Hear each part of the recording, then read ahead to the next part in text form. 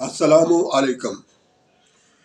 جس بندے نے اپنا مقدمہ مہنگے وکیلوں کی فیسوں کے زور پر جیت لیا ہے اور کمزور کچہری سے نکلتے وہ کہہ رہا تھا کہ غریبوں کو انصاف نہیں ملتا، تو چلو اخبار میں تو خبر تیری جیت کی آ گئی، پر کائنات کا رب تو غافل نہیں ہے نا۔